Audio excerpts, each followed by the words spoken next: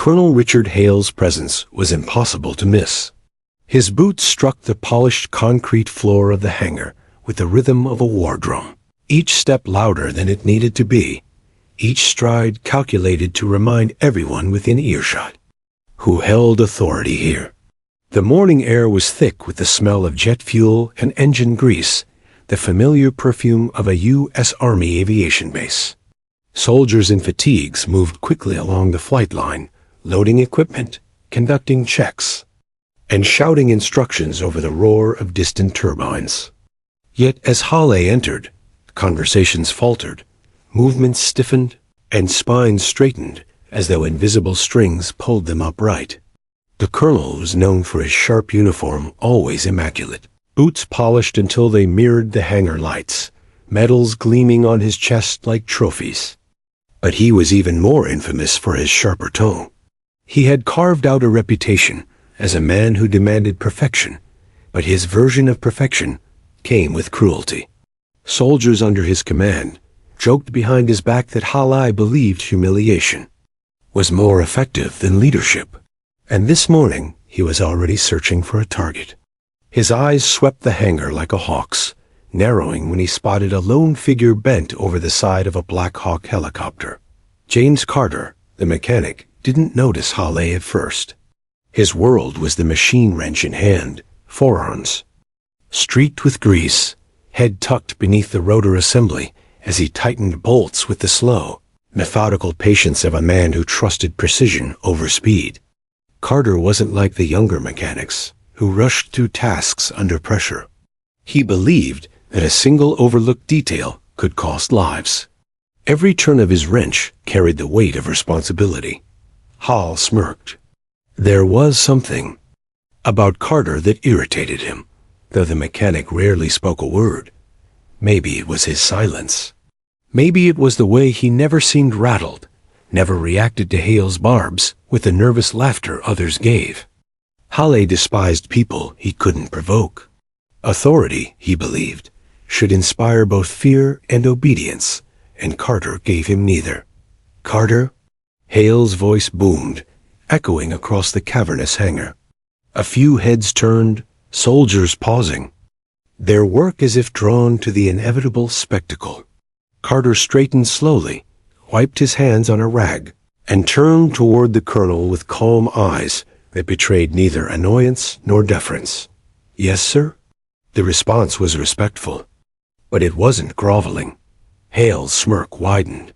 "You planning on finishing that repair today, or are you waiting for Christmas?" The colonel's words dripped sarcasm, his voice pitched loud enough for the nearby recruits to hear. Couple of them snickered uneasily, unsure whether laughing would earn Hale's favor or his wrath. Carter didn't flinch. He glanced back at the rotor assembly, then returned his eyes to Hale. "The torque sequence takes time, sir. If it's rushed, the blades won't hold steady at altitude." The explanation was technical, practical, yet in Hale's ears, it sounded like defiance. He stepped closer, his boots clicking against the floor, stopping just inches from Carter. Hale was taller by half a head, his chest puffed like a rooster, squaring off against a rival. "Funny," Hale said, voice dropping low. "I didn't ask for your engineering lecture. I asked why you're slower than the rest of my men." Carter didn't answer immediately.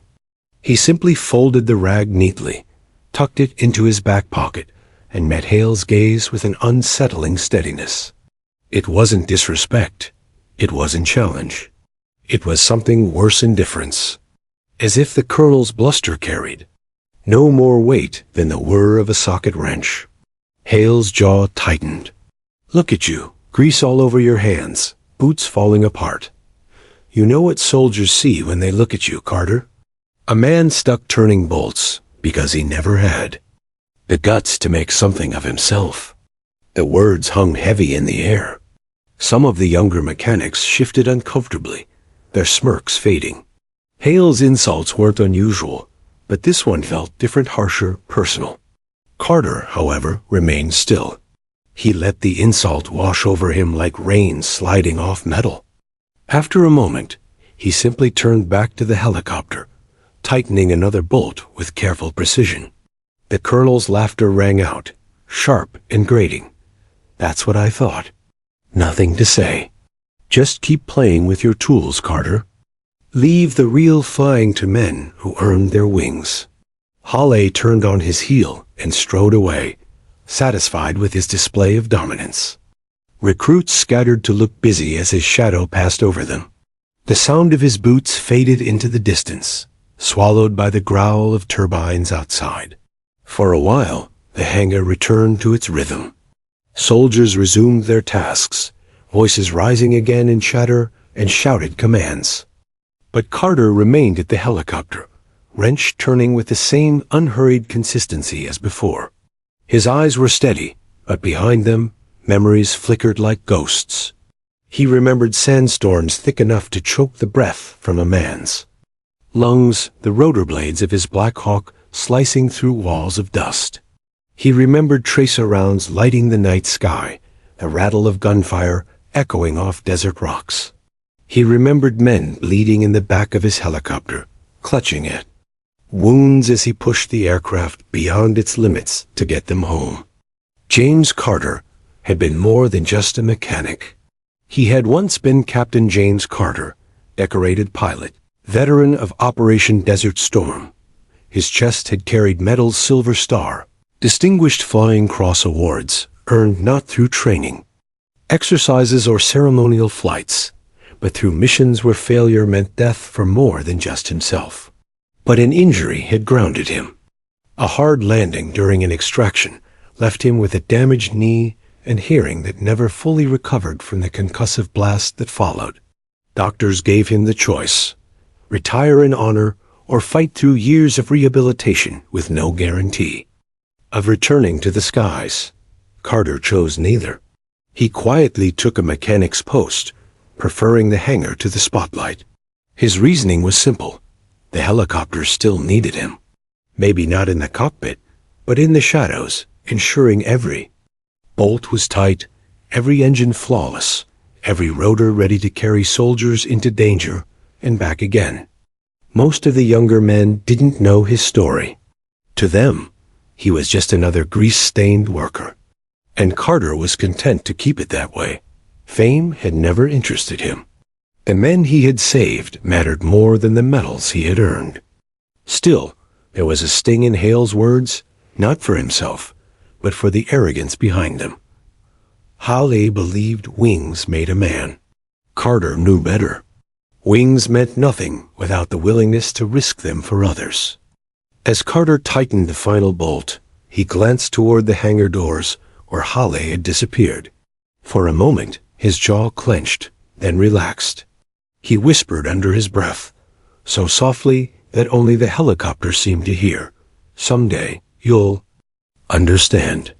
The Black Hawk loomed over him, silent and waiting, its rotor blades stretching like arms ready to embrace the sky. Carter placed his hand on the cool metal, a gesture half habit, half reverence. Machines couldn't speak, but they remembered. This one had carried lives. This one, like him, had scars hidden beneath the surface. And though Colonel Hawley walked away certain he had put Carter in his place, the truth lingered in the shadows of the hangar, unspoken but undeniable. The quiet mechanic he mocked was a man who had already flown through fire and survived. The storm between them was only just beginning.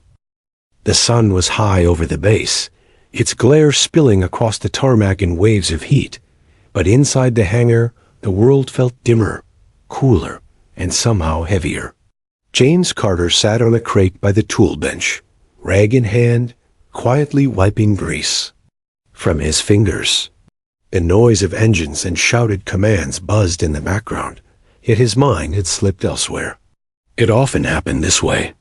One word, one insult, one careless reminder from men like Colonel Hawley, and suddenly Carter's thoughts drifted back to a world most of these recruits had only read about in history books. He closed his eyes. The hangar's drone faded, replaced by a different sound, the shriek of rotor blades fighting desert winds. The smell of grease and fuel transformed into the acrid stench of burning oil and gunpowder. In an instant, Carter was no longer a mechanic in patched boots. He was Captain James Carter, U.S. Army pilot, flying into the heart of Operation Desert Storm. The desert sky had been unforgiving, a curtain of sand that reduced the world to nothing more than shifting shadows. Instruments flickered, strained, against the storm, while static clawed at his headset. In the back of his Black Hawk, 6 soldiers sat huddled, their faces streaked with sweat and dirt, their rifles clutched as though sheer grip might hold back death itself. Carter, visibility's dropping fast. His co-pilot shouted, voice distorted by the crackle of interference. Carter squinted through the storm. He could barely see the ground. A less experienced pilot would have pulled up, aborted the mission. But Carter's orders were clear. Extract a pinned-down squad trapped between enemy fire and the storm's fury. Turning back wasn't an option. His hands tightened around the cyclic and collective, guiding the helicopter low, skimming the ground. Where the storm was thinner, every nerve in his body hummed with tension. He wasn't flying for glory, wasn't flying for medals. He was flying because 6 men on the ground were waiting for him, men who would die if he failed. The desert was alive with tracers. Bullets hissed past the cockpit, red streaks cutting through the haze. Carter banked sharply, stomach lurching as the Black Hawk tilted on its side, rotors slicing dangerously close to a ridge. The men in the back shouted, some praying, some swearing. Carter barely heard them. His world narrowed to instruments, wind, and instinct. When they found the pinned squad, the scene was chaos. Soldiers waved frantically through the sandstorm, muzzle flashes erupting as enemy fire rained down on their position. Carter hovered just long enough for his crew to drag the wounded aboard. Blood stained the floor within seconds. One man screamed, clutching his thigh. Another was limp, face ghostly pale. "Go! Go!" the crew chief shouted. Carter yanked the Black Hawk into the sky. Gunfire rattled the fuselage, one round cracking the windshield. The helicopter shuddered, but held. Carter's knuckles whitened on the controls.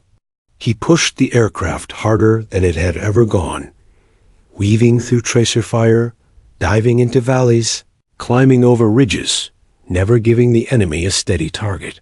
He didn't breathe until the storm faded behind them, until the base's lights shimmered faintly in the distance. When the skids touched down, medics swarmed the helicopter.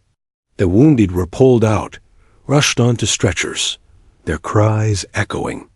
Across the tarmac, Carter sat in the cockpit, sweat dripping into his eyes, chest heaving, hands trembling only now that it was over. He looked back once at the soldiers he had saved. Their eyes met his, gratitude shining through pain. That was all he needed. Medals came later. Speeches, handshakes, commendations. But to Carter, those were empty.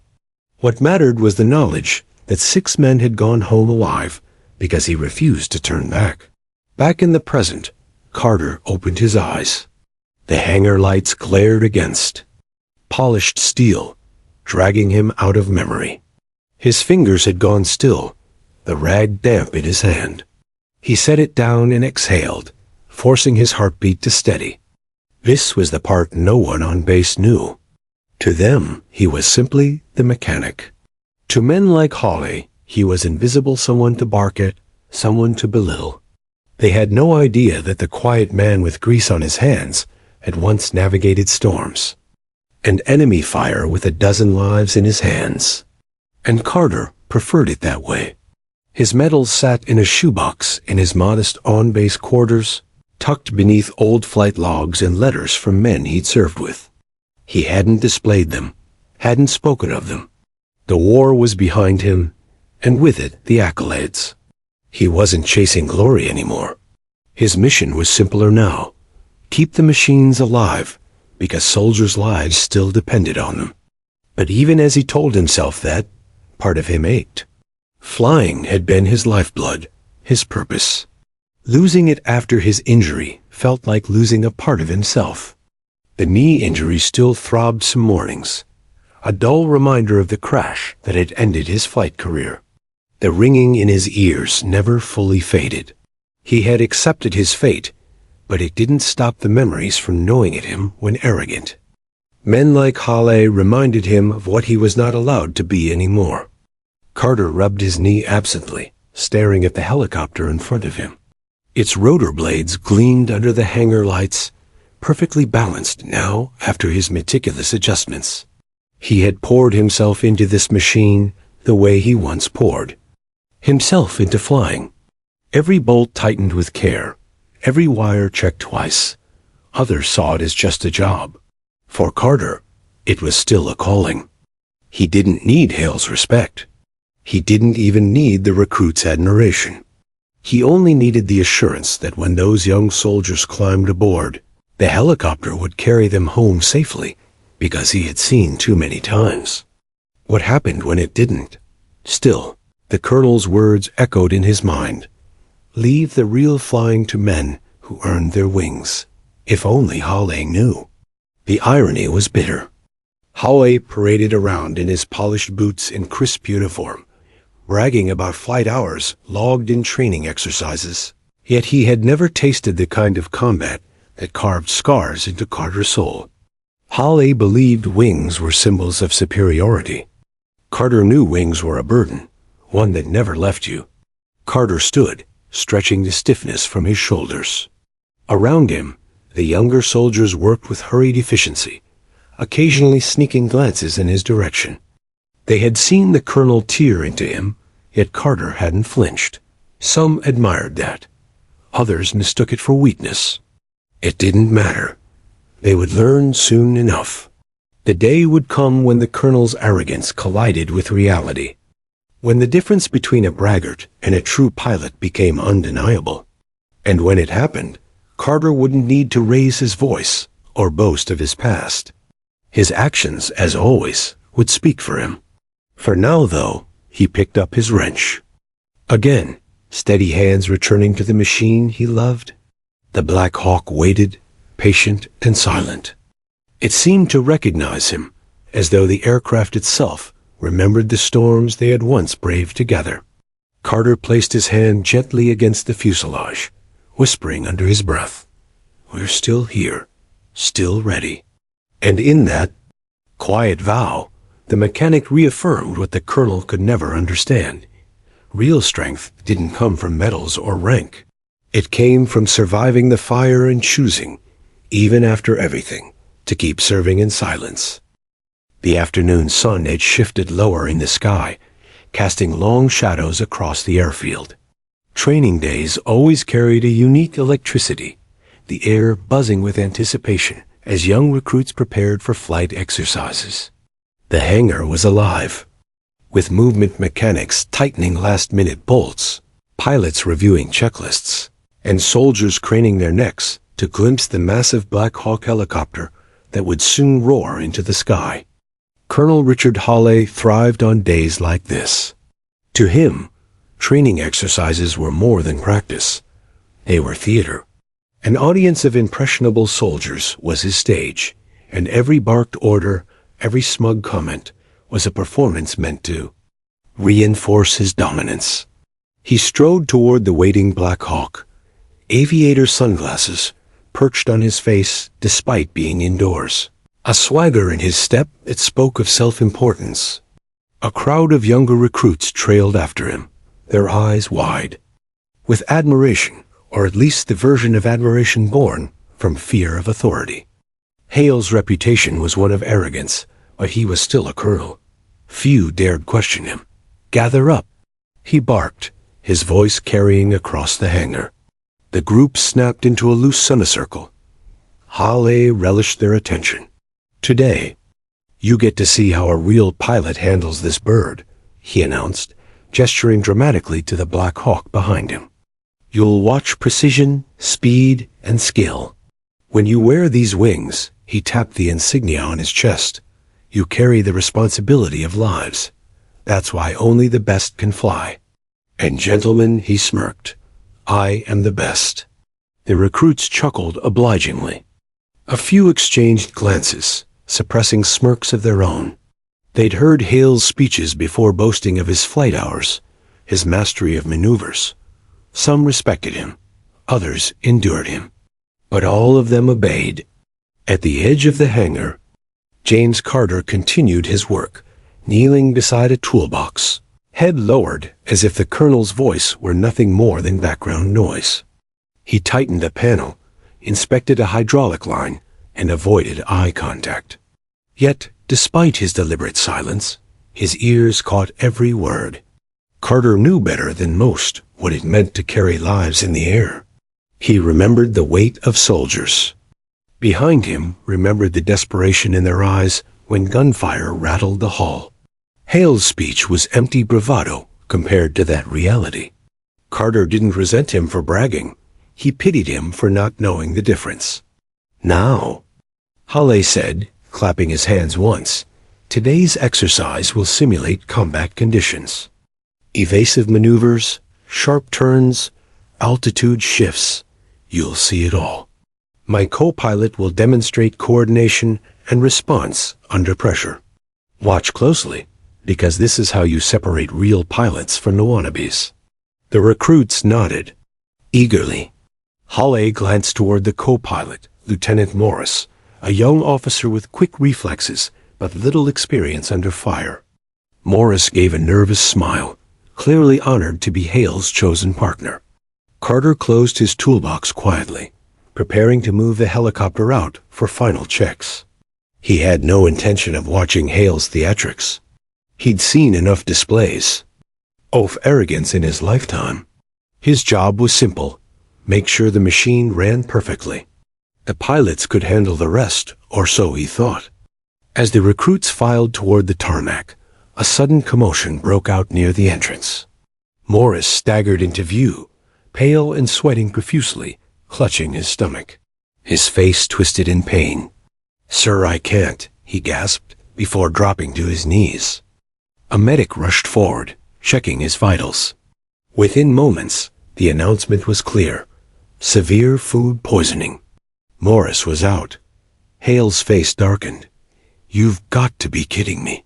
He glanced around, agitated, scanning the crowd. The exercise was scheduled. The audience was waiting. Canceling was not an option, not when his reputation was at stake. "Who's stepping in?" one of the recruits asked hesitantly. The room went quiet. Every pilot on base was either deployed or unavailable. The Black Hawk was ready. The recruits were assembled, but without a co-pilot, the exercise couldn't proceed. Hale's jaw clenched, his pride teetering dangerously close to humiliation. Then, from the back of the hangar, the commander spoke. His eyes swept the room, finally landing on the lone figure standing near the helicopter. Carter, the commander, sighed. "You're familiar with the Black Hawk." The hangar froze. Dozens of eyes turned at once, focusing on the grease-stained mechanic. Carter looked up slowly, expression unreadable. "Sir?"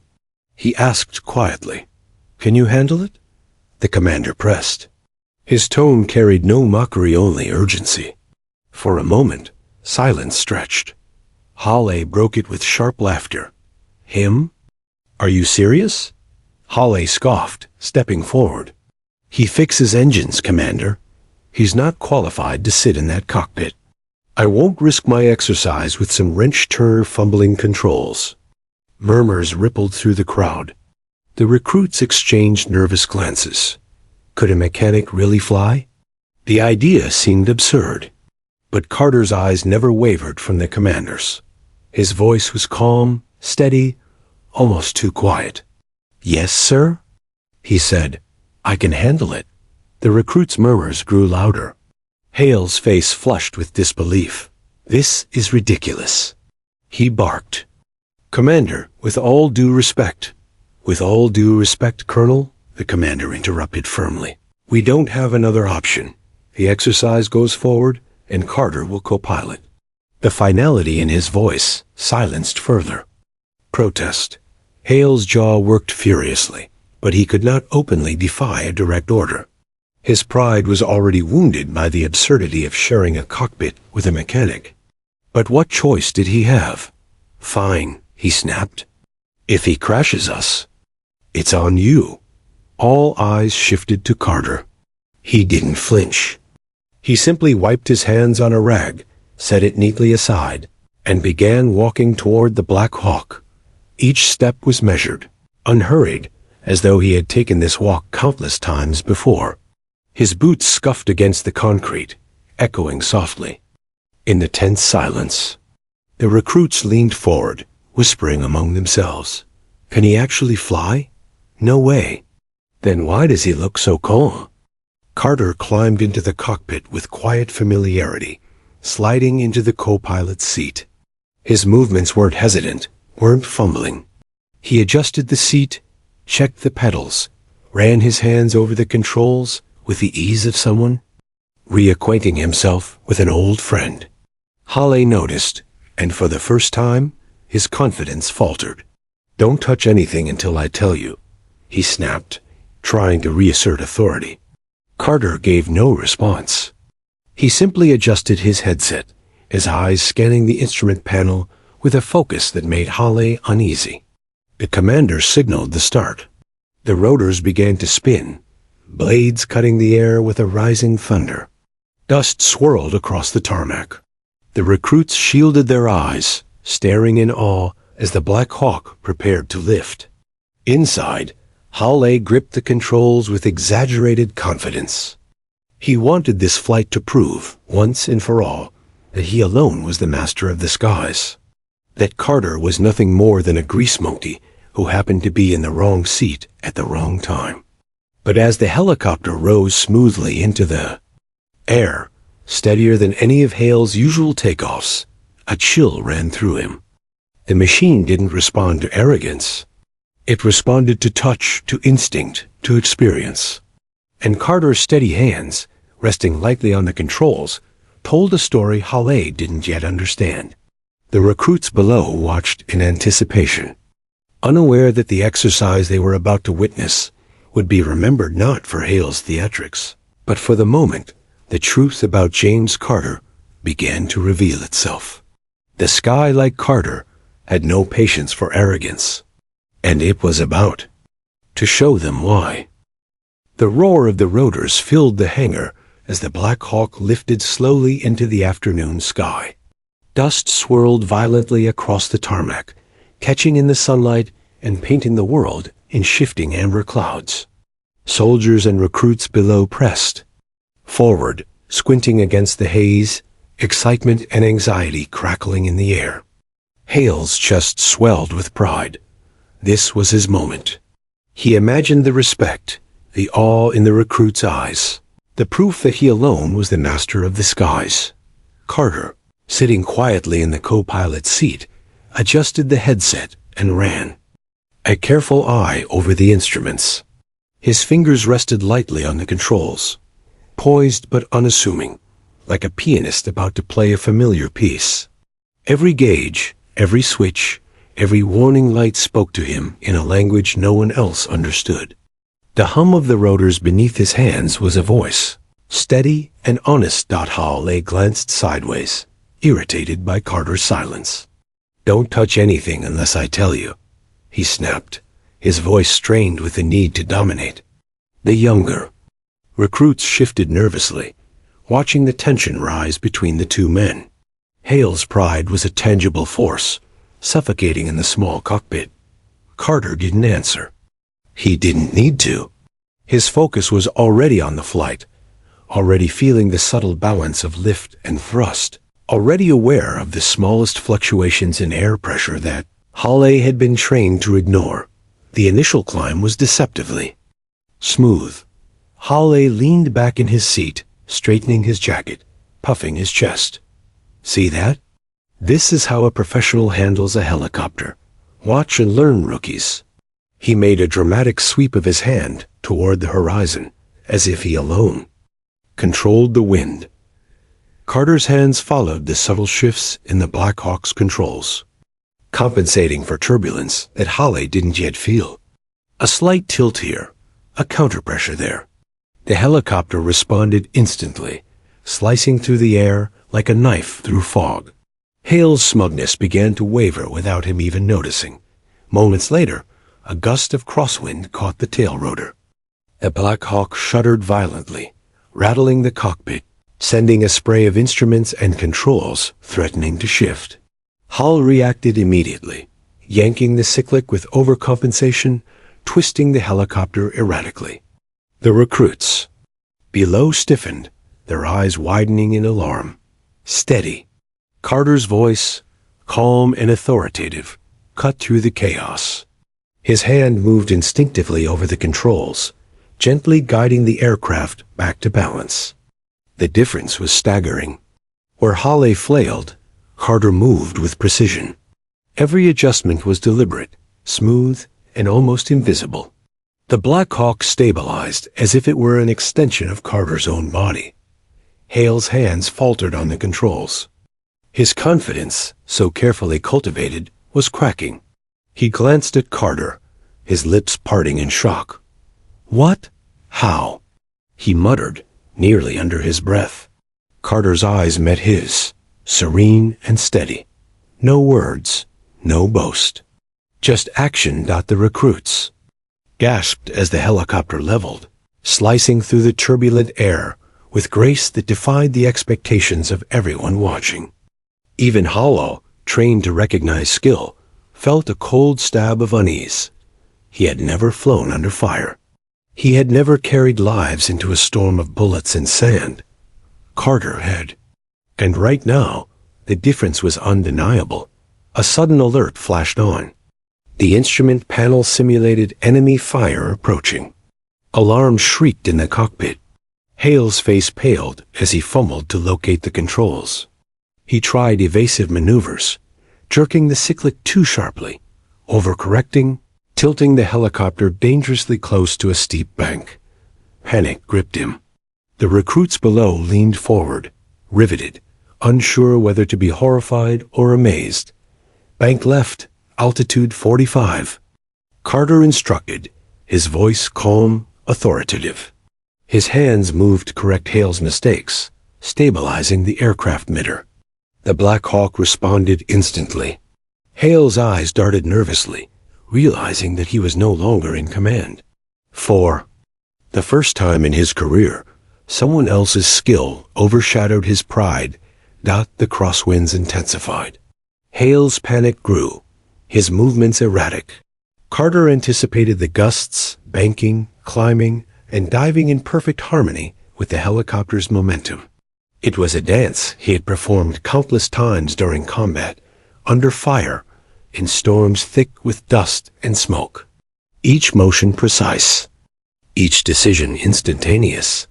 To an outside observer, it looked effortless. The recruits whispered among themselves. "Who is he?" one asked.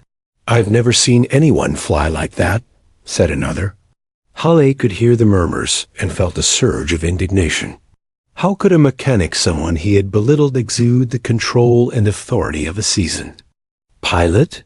His ego burned, even as he clutched the controls, realizing he was no longer the center of attention. Minutes stretched into tense silence, broken only by the mechanical whine of the rotors and the simulated warnings blaring in the cockpit. Carter guided the helicopter with calm precision, countering every gust and threat without a single wasted motion. Hale's attempts at correction grew more desperate, but each one was met with subtle, corrective pressure from Carter's hands. Sky around them seemed to blur, a shifting mosaic of clouds and wind, yet the Black Hawk moved like a creature of steel and instinct. Carter's mind worked in layers: instruments, wind, weight, altitude, personnel safety. Every variable accounted for, every reaction anticipated. The lessons of his past were alive in his muscle memory. Hale could see the outcome, but he had no understanding of the experience that shaped it. Finally, Carter's voice broke the tension. Steady and calm. "Hale, ease off the cyclic. Let the bird respond." He didn't demand, he directed. Hale hesitated, then reluctantly followed. The Black Hawk leveled again. For the first time in the flight, Hale realized that control wasn't about brute force. It was about understanding, anticipating, and trusting the machine.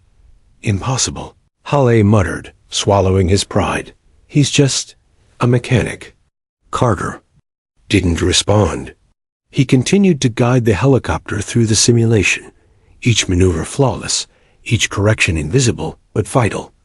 The recruits below were enraptured. What had begun as a routine training exercise was now a spectacle of skill and poise. The man they had underestimated was transforming every expectation in real-time. As the helicopter reached the peak of its maneuvers, Hale's hands shook. His confidence was shattered. Every ounce of authority he had relied on to command respect now felt hollow. He had spent years cultivating fear and admiration, only to find that experience and skill could not be faked. Carter's presence in the co-pilot seat was proof. The Black Hawk cut through the wind like a blade, responding to the faintest touch. Carter's fingers danced across the controls with the familiarity of a master, not a novice. The turbulence no longer posed a threat. It was simply another variable in a system he had learned to predict and control. Hale's attempts to intervene became clumsy, almost comical, as Carter guided the aircraft with the ease of someone born to fly. Below, the recruits exchanged wide-eyed glances. They whispered, awestruck. "Is he a legend?" Someone breathed. Carter's face remained calm, unreadable.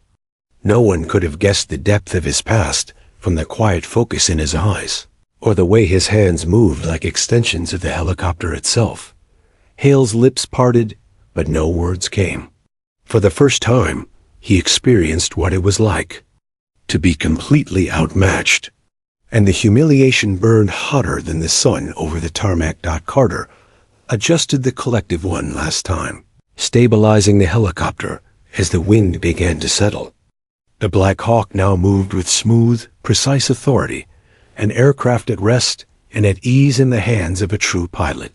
Hull slumped slightly in his seat, pale, sweating, and finally silent.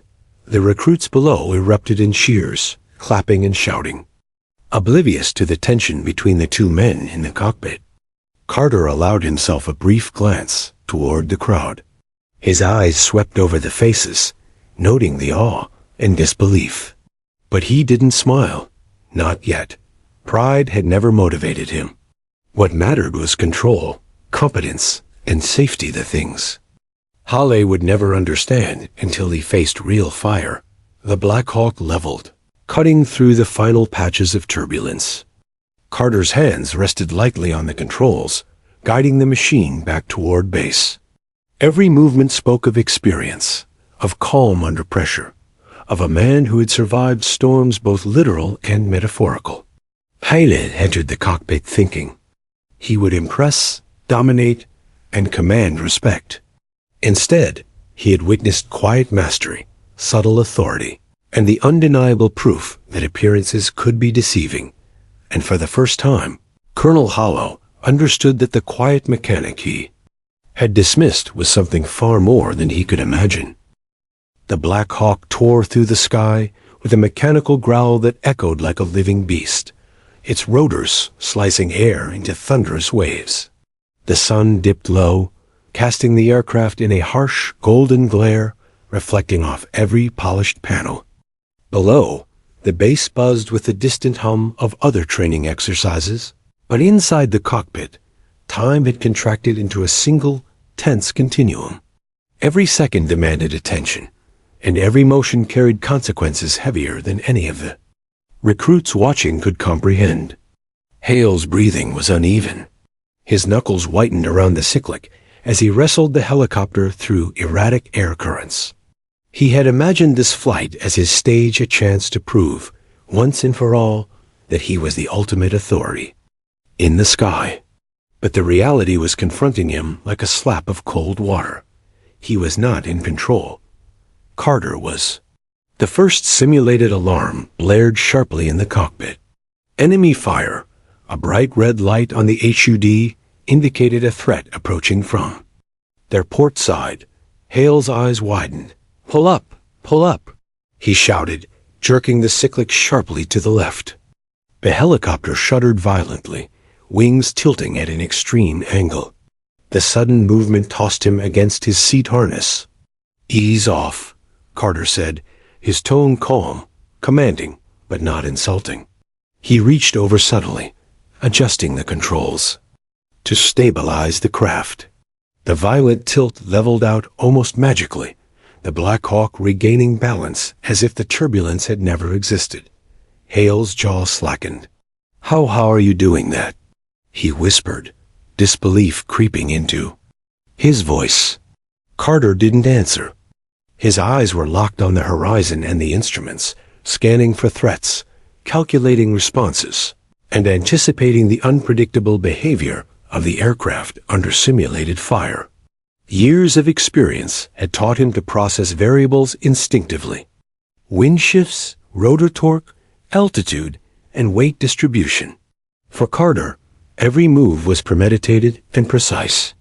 The next simulated threat approached faster than Hale anticipated. On the HUD, red flashes indicated enemy fire approaching at multiple angles. Hale's movements became frantic. He yanked the cyclic left, pushed down on the collective, overcorrecting and twisting the helicopter dangerously. Sweat ran down his temple. "Steady," Carter said calmly, almost as a teacher instructing a student.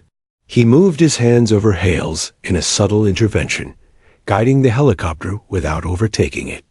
The Black Hawk responded immediately, sliding through the sky with uncanny precision. Hale's eyes widened. He had never felt so helpless. Every maneuver he had learned in training exercises paled against Carter's instinctive control. The difference was not skill alone. It was experience under fire, honed under pressure no classroom could replicate. He had mocked this man mocked him relentlessly, and now he sat beside someone who could have saved entire squads of soldiers under conditions Hale couldn't even imagine. The recruits below gasped as the helicopter banked sharply to avoid simulated fire. The aircraft dipped dangerously close to a ridge, rotors tilting, yet it remained perfectly balanced. Some of the younger soldiers covered their mouths in disbelief. "Who is that?" whispered one. "I don't know, but he's unreal," said another.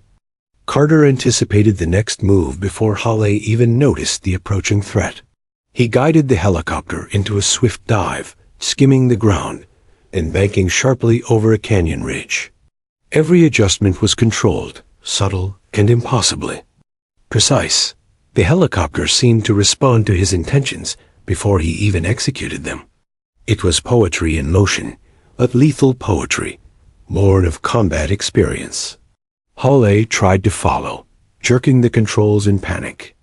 Each overcorrection sent the aircraft lurching, and Carter subtly countered every movement, stabilizing the helicopter with near-invisible shifts.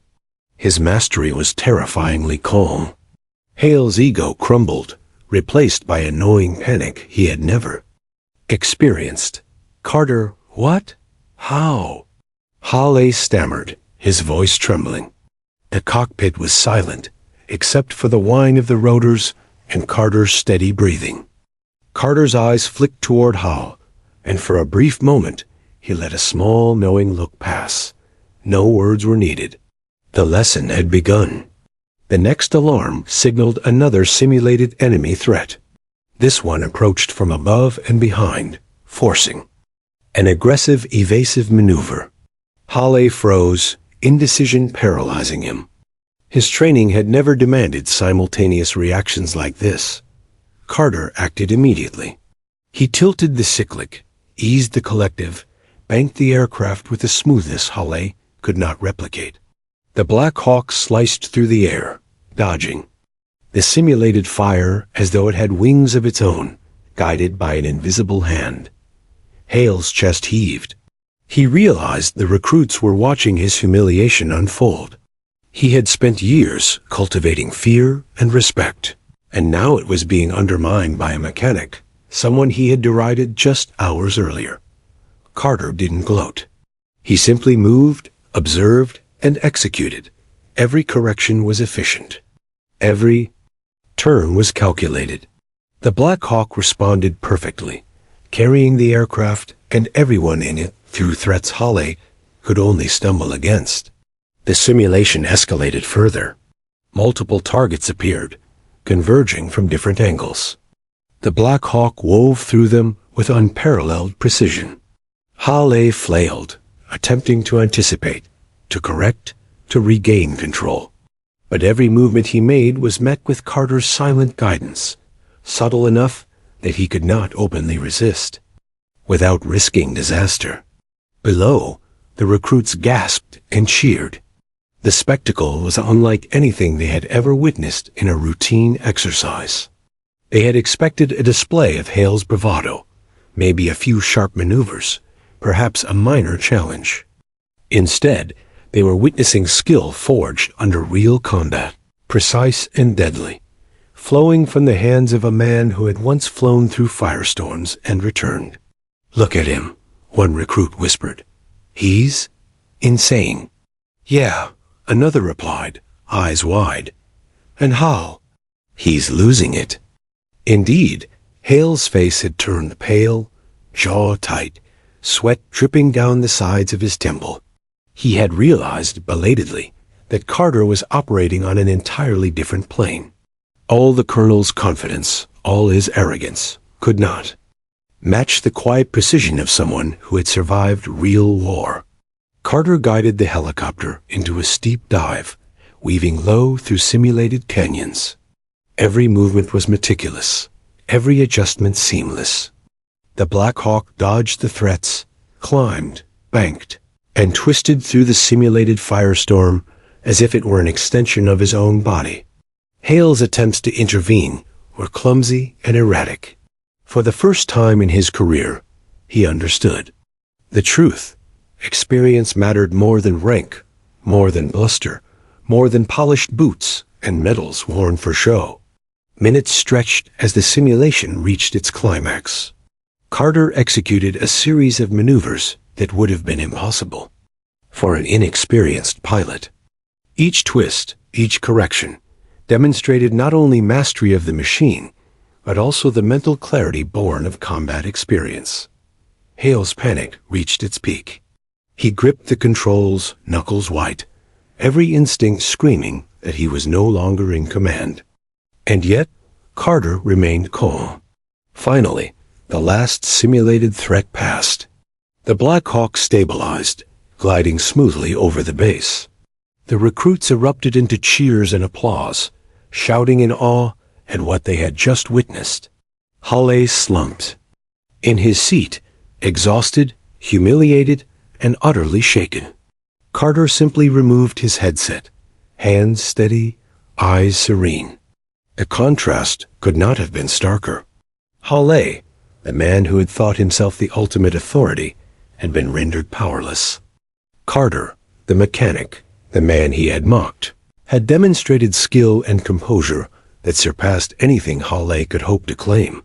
The lesson had been delivered silently, efficiently, and irrevocably. Appearances were deceiving, arrogance was fragile, and true mastery revealed itself under pressure. The Black Hawk descended steadily, the roar of the rotors slicing through the late afternoon air. Dust and debris swirled around the landing zone as soldiers scattered to clear a path, their eyes fixed on the hovering helicopter. Every movement was precise, deliberate, and controlled, a testament to the pilot guiding it. Carter's hands rested lightly on the controls, adjusting minutely, smoothing out gusts, anticipating every tremor, every push from the wind. Hale's jaw was tight, his knuckles white. He had expected praise, admiration, maybe even awe, but what he felt now was a creeping, inescapable humiliation. The man he had belittled, the grease monkey, had flown the Black Hawk with skill and calm that Hale could not rival. "Prepare for landing," Carter said softly, almost as if reading Hale's mind. The calm authority in his voice made Hale flinch. For a moment, he realized that he had been chasing respect, and it had slipped through his fingers because he had confused rank with skill. The Black Hawk descended lower, dust clouds rising like a storm on the tarmac. Recruits crouched instinctively, shielding their eyes, while others simply stood, captivated by the machine and the precision of its landing. Carter adjusted the collective, leveling the skids just above the ground. Every motion was deliberate, yet seemingly effortless.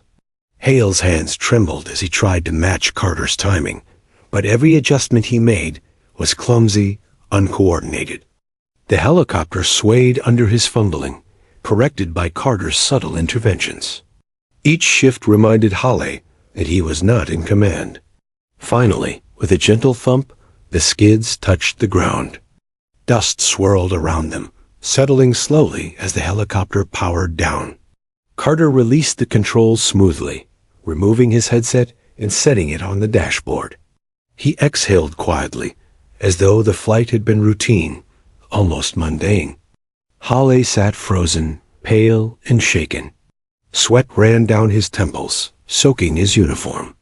The recruits below erupted in cheers, clapping and shouting in awe. They had expected a display from Hale, a chance to witness his arrogance in action. Instead, they had witnessed mastery, calm under pressure, an instinct honed by real combat. Experience. The commander was first to approach the helicopter.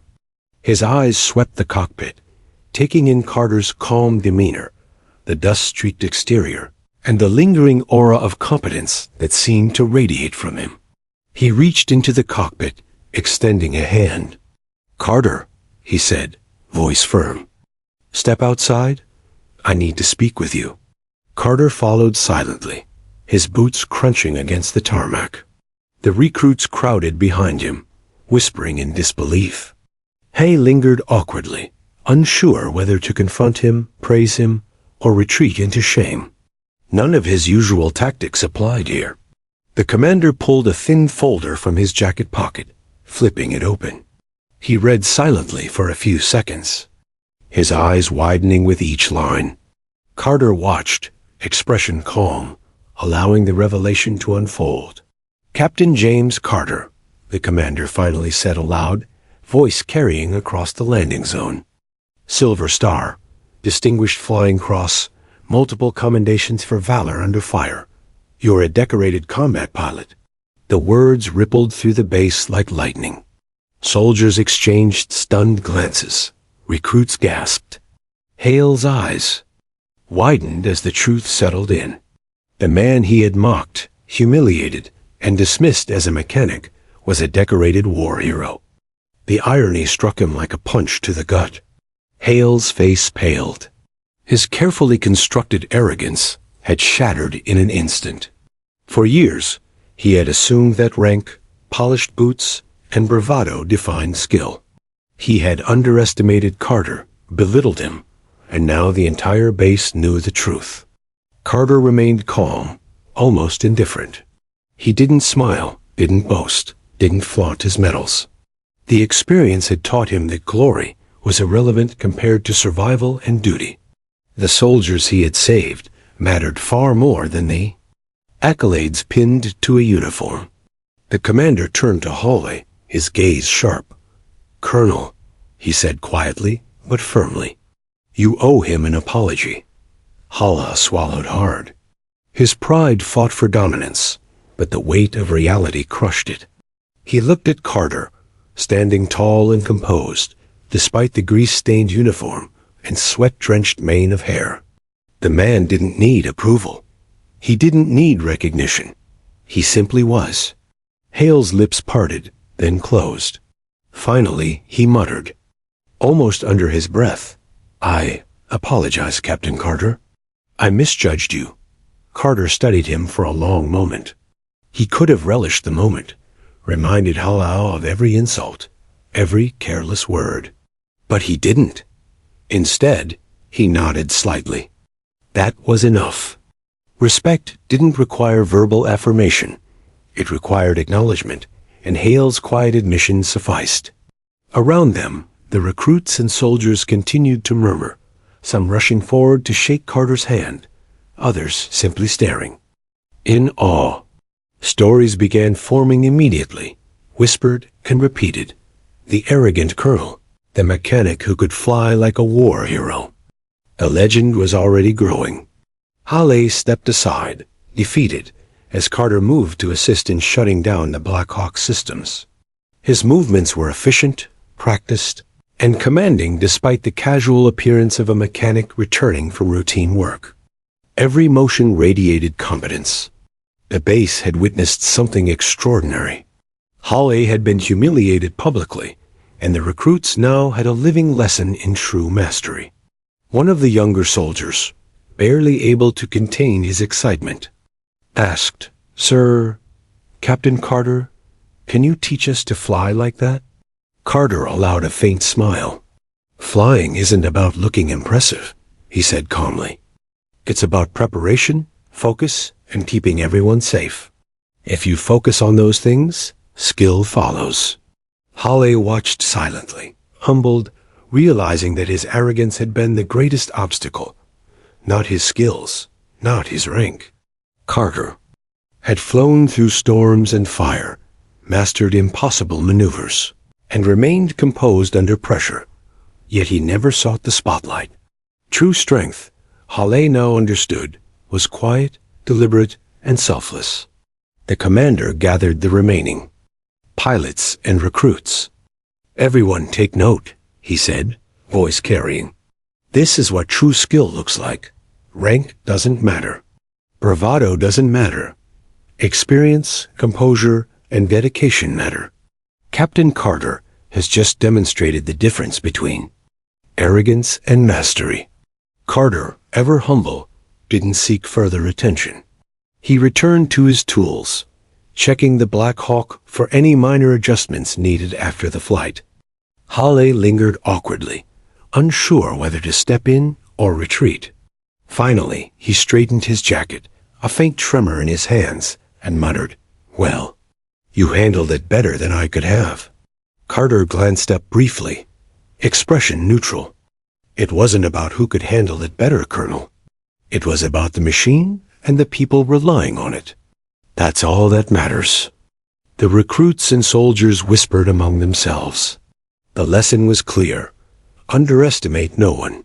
Appearances deceived. And the quiet mechanic in the corner might just be the one capable of feats no one else could match.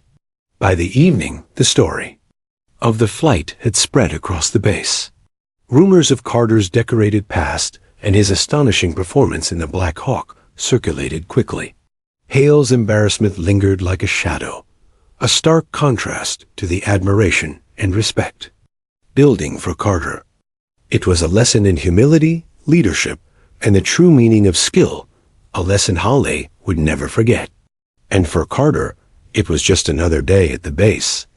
Another helicopter inspected, another job done.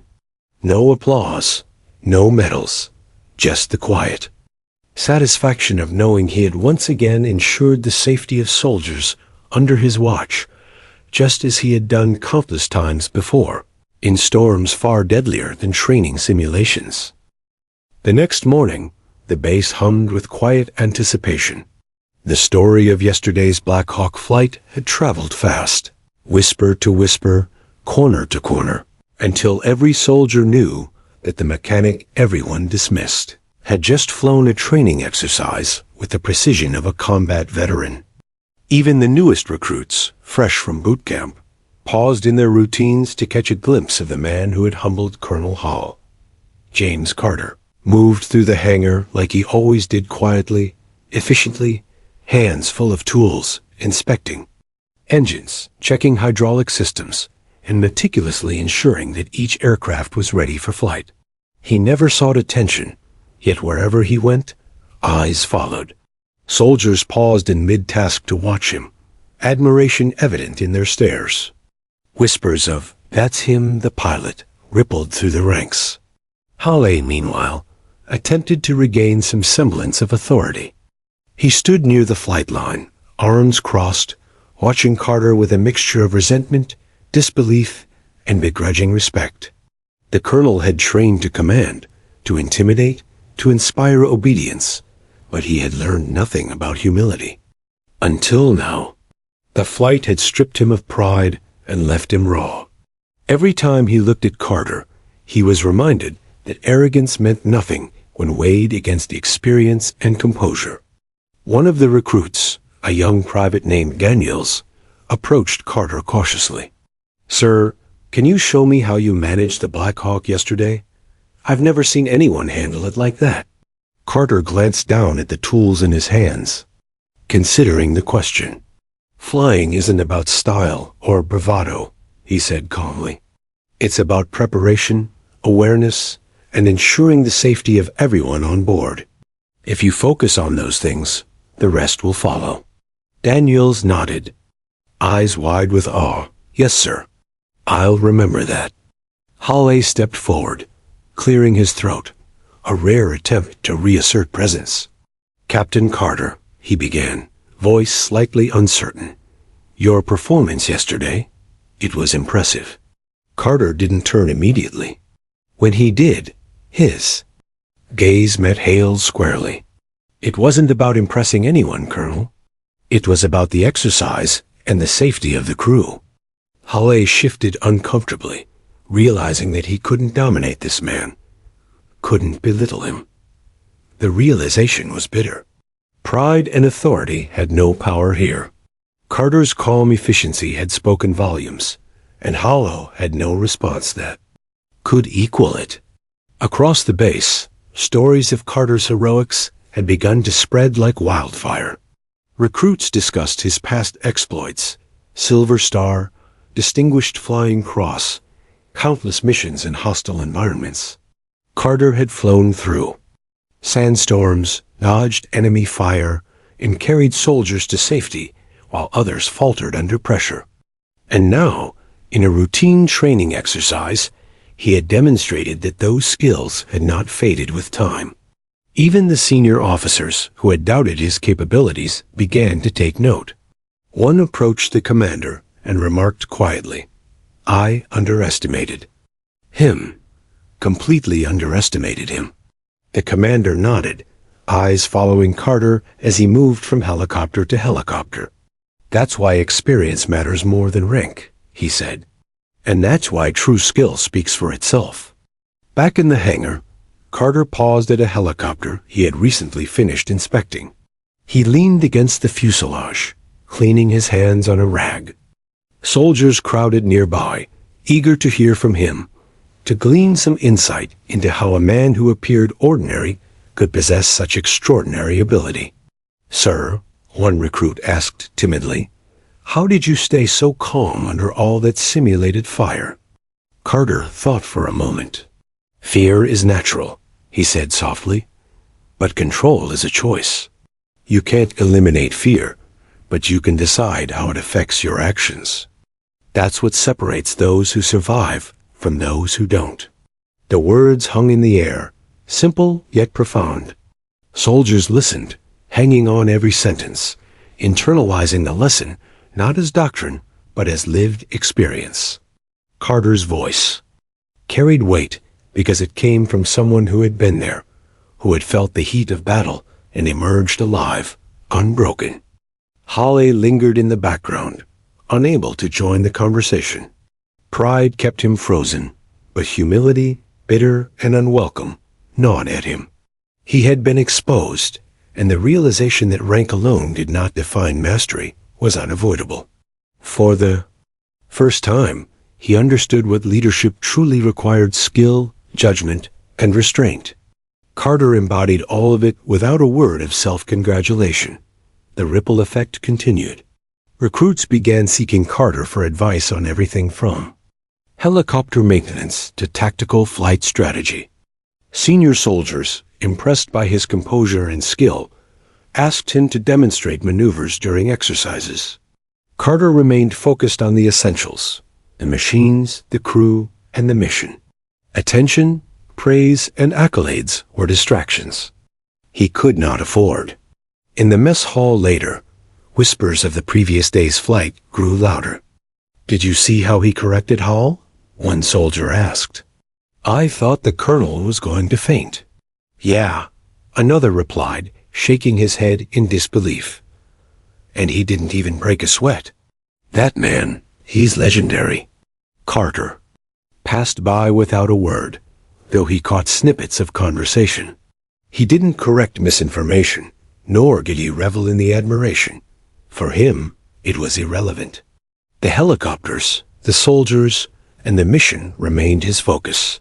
Hall, on the other hand, had no such luxury.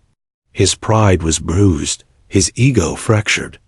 He found himself reflecting on every past interaction with Carter, realizing how often he had belittled a man far more capable than himself.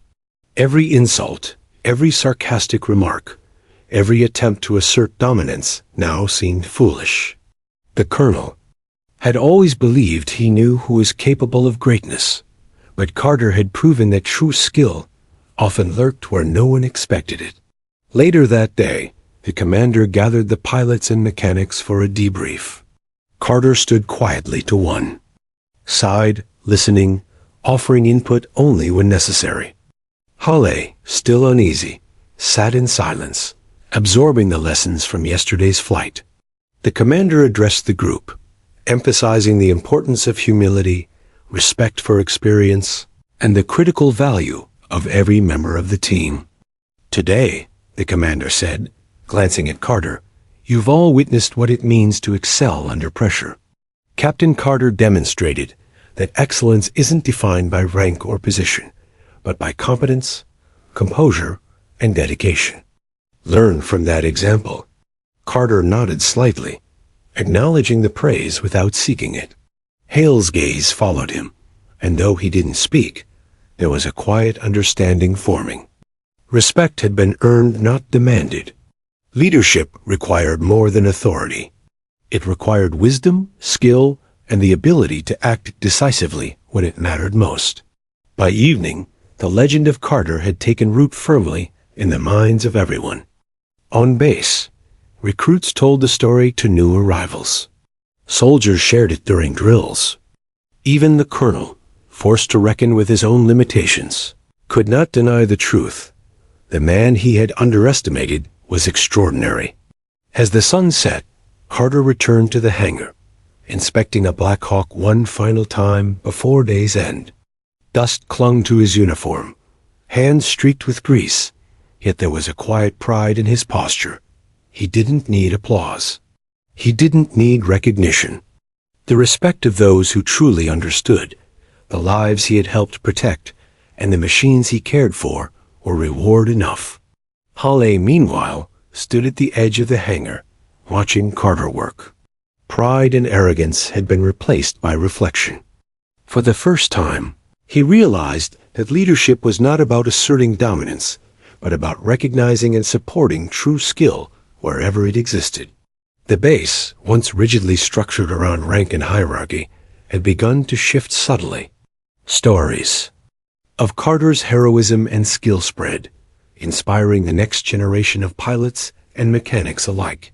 He had become a symbol not of medals or authority, but of quiet mastery, humility, and competence under pressure.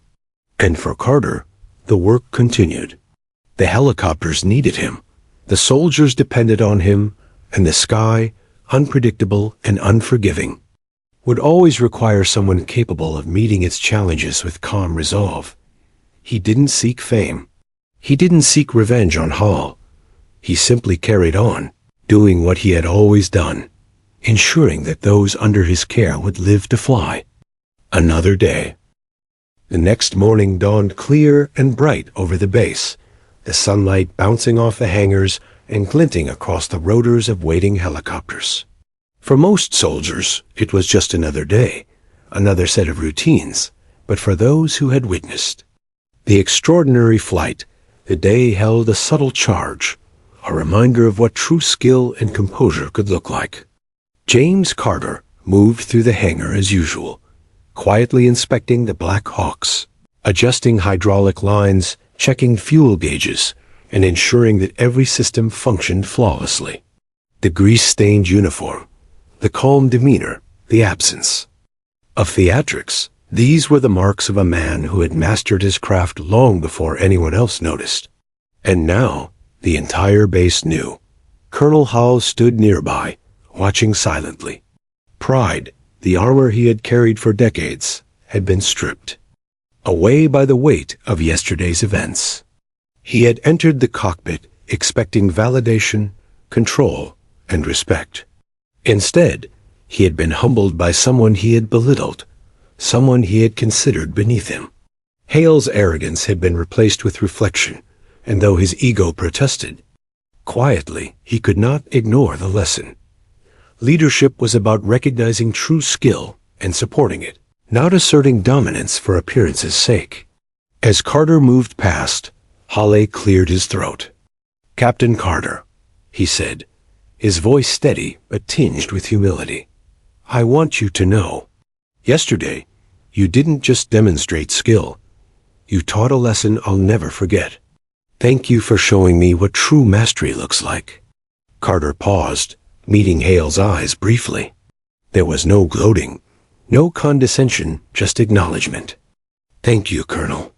That means more than you know," he replied simply. Across the base, soldiers whispered excitedly. Recruits who had watched the flight, and even those who had heard the story secondhand, now looked at Carter with awe. He was no longer the quiet mechanic who kept helicopters running. He had become a living legend, a symbol of calm mastery and quiet leadership. In the mess hall, conversations swirled around Carter's performance. "Did you see how he handled the Black Hawk?" one soldier asked. "I thought Hale was going to lose it." "I know," another replied, "and he didn't even break a sweat. That man, he's something else." The truth was undeniable. Carter had earned respect not through rank, medals, or loud declarations, but through action, skill, and composure.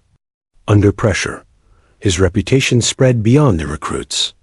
Senior officers began consulting him on flight strategies, maintenance procedures, and crisis protocols. He became the silent center of knowledge and authority on the base. Hale, meanwhile, found himself observing more than commanding. He realized that leadership was not about asserting control, but about empowering others, recognizing talent, and knowing when to step back. He watched Carter work, learning from the efficiency, precision, and quiet confidence that defined every motion. It was a lesson in humility, and an awakening to the difference between authority and true expertise. Over the following weeks, the base culture began to shift subtly. Recruits who once relied solely on rank and titles began seeking guidance from Carter. Mechanics and pilots alike recognized the value of experience over bravado. The story of the arrogant colonel and the quiet mechanic who outshone him became a cautionary tale and an inspiration. Carter's example showed that skill and composure were more valuable than appearances, and that respect was earned, not demanded. One afternoon, a group of young recruits gathered near the hangar, watching Carter inspect a helicopter with meticulous care.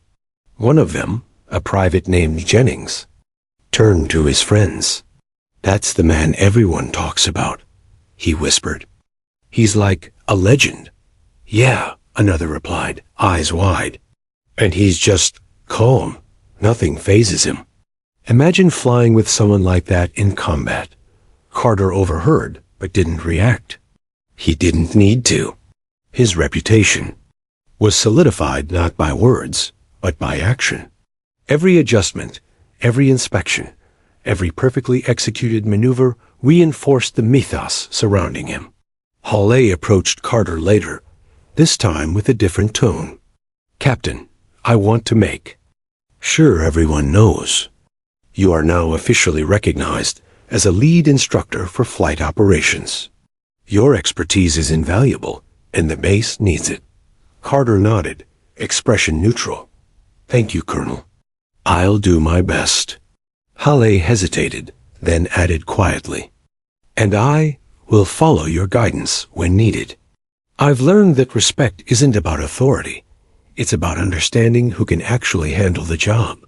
For Halle, it was more than a formal acknowledgement. It was a transformation. Pride had been tempered by experience. Arrogance had been replaced by respect. And he carried with him a lesson that would influence every decision he made from that day forward. The base itself began to evolve. Training exercises became more collaborative, with an emphasis on skill, preparation, and teamwork rather than hierarchy and intimidation. Recruits were encouraged to observe and learn from those with real-world experience, regardless of rank.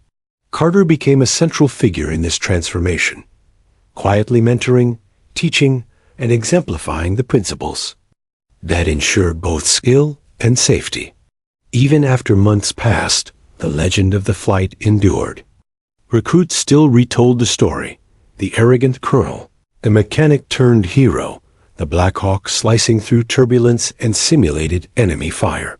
The story became a rite of passage, a lesson in humility, and a reminder that true leadership and skill often hide in unexpected places. Carter's impact reached beyond the tactical. Soldiers began applying the lessons of composure, preparation, and calm decision-making in every aspect of base life. Accidents decreased, efficiency improved, and morale subtly shifted as respect replaced fear and admiration replaced blind obedience. Halle, once the figure of rigid authority, found himself changed. He approached leadership with a new perspective. Observing his subordinates, valuing expertise, and acknowledging skill wherever he saw it. He had learned that authority without respect was hollow, and that humility was a mark of strength, not weakness. As dusk fell, casting long shadows over the hangar, Carter completed his final inspection of the Black Hawk.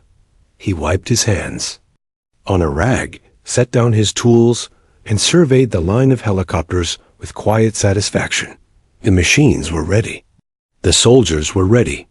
And for the first time, he felt that the base had begun to operate not just as a unit, but as a team, guided by real expertise. The recruits who had once doubted him now spoke his name with reverence. The colonel who had once mocked him now deferred to his judgment. And the base itself had been subtly transformed by the quiet example of a man who had flown through fire, storm, and arrogance, and emerged not seeking glory, but ensuring that others could live to fly another day. Carter stepped away from the Black Hawk, shoulders relaxed, posture calm. He didn't need recognition or applause. He had already shaped the culture, inspired the next generation, and proven that skill and composure mattered far more than titles or medals. And as the night settled over the base, the helicopters silent beneath a darkening sky, the legend of James Carter endured not as a story of arrogance defeated, but as a testament to mastery, humility, and the quiet power of true expertise. The soldiers would speak of him for years. The recruits would tell the tale to new arrivals. And Colonel Howell, forever changed, would carry the lesson with him until the end of his career, that respect is earned through skill, that composure is more powerful than bravado, and that true mastery often hides where you least expect it. James Carter walked into the hangar, ready for the next challenge, already thinking of the machines, the soldiers, and the skies that would test them all. His legend was complete not in medals or accolades, but in the quiet, unwavering proof that skill, humility, and courage were worth more than any title.